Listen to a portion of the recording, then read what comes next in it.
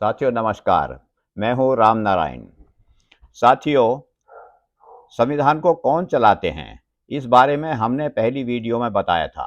शासन तंत्र की कौन सी शाखा सुशासन बनाए रखने में सक्षम है, यह जानने के से पहले हमें कुछ आवश्यक बातें संक्षिप्त में जान लेनी होंगी। हमें समझना है कि शासन तंत्र की तीनों शाखाओं pillars, legislatures, executive and judiciary, तथा दो संवैधानिक संस्थाओं चुनाव आयोग व controller and auditor general of India के कर्तव्य दायित्व क्या हैं और ये दायित्व जनता के हित में कैसे निभाए जाते हैं।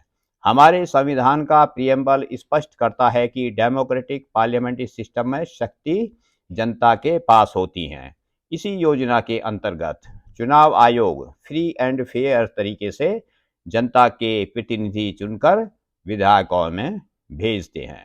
यह स्कीम तथ्य स्पष्ट करती है कि तीनों शाखाओं में से दो शाखाएं लेजिस्लेचर व एग्जीक्यूटिव, इनकी वर्किंग व कंट्रोल जनता के प्रतिनिधियों के हाथ में ही होता है। जन सेवा अर्थात कानून के अनुसार जनता के कार्य करवाना इन दोनों शाखाओं का दायित्व है।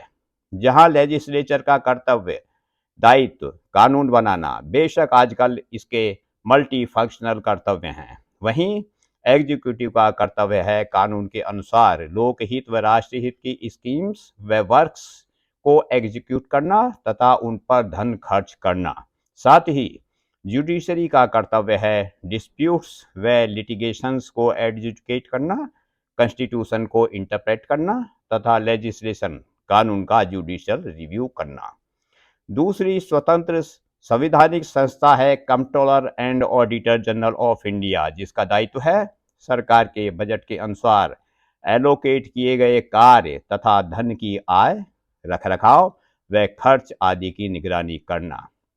वास्तव में सीएजी जनता के धन का रखवाला होते हैं और सरकारी कामों में व धन आदि के बारे में पाई गई कमियों की रिपोर्ट्स लेजिस्लेचर में प्रस्तुत की जाती हैं, जिनका जनप्रतिनिधियों के माध्यम से विधायिकाएं संज्ञान लेती हैं और लोकहित में आवश्यक कार्रवाई करती हैं। सबसे विशिष्ट बात यह है कि इन सब की कार्य प्रणाली उनकी अच्छाइयों और कमियों के साथ साथ जनता की कठिनाइयों व उनकी आवश्यकताओं को जनता व सरकार के सामने रखने का दायित्व है लोकतंत्र के एक चौथे पिलर प्रेस मीडिया का। प्रेस से जनता को काफ़ी उम्मीदें भी रहती हैं और इसे वर्ष 1978 से संवैधानिक संरक्षण प्राप्त भी है। इस तरह जनता की शक्तियों का इस्तेमाल जनता व राष्ट्र के हित में किया जाता है।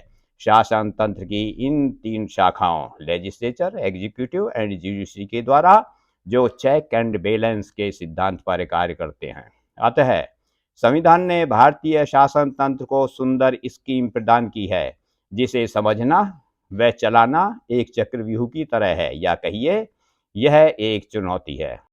इस प्रणाली को हम इस तरह भी जान सकते हैं। जनता ने अपना संविधान बनाकर अपने कार्यों को करने के लिए शासन तंत्र को दायित्व सौंपा है। अब शुरू होता है शासन तंत्र की इन तीनों शाखाओं पिलर्स, संवैधानिक संस्थाओं व प्रशासन के कार्यों का गोलाकार एक चक्र। इसकी धुरी पोल कही जाती है शासन व स्थायी प्रशासन, क्योंकि स्थायी प्रशासन के सदस्य नए नए शासनों के कार्यों को लगातार करते रहते हैं। कैसे, आइए इसे भी जानते हैं। चुनाव आयोग प्रशासन की सहायता से जनता के प्रतिनिधि चुनता है। जनता के प्रतिनिधियों से विधानमंडल बनते हैं।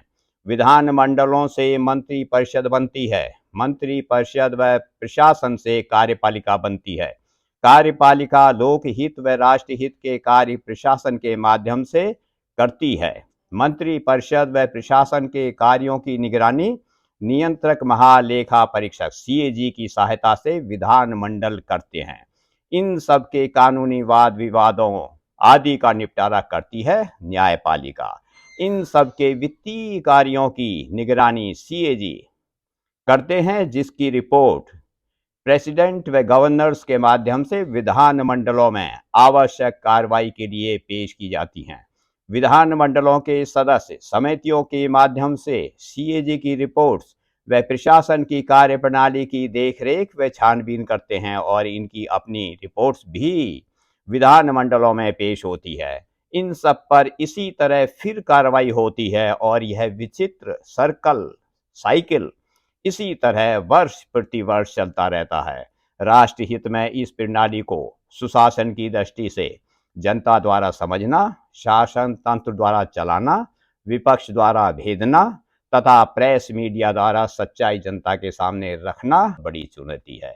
सुशासन बनाए रखने में कौन सी शाखा कैसे सक्षम है, इसे जानेंगे हम अगली वीडियो में। तब तक दीजिए हमें इजाज़त। धन्यवाद। जय हिंद, जय भारत।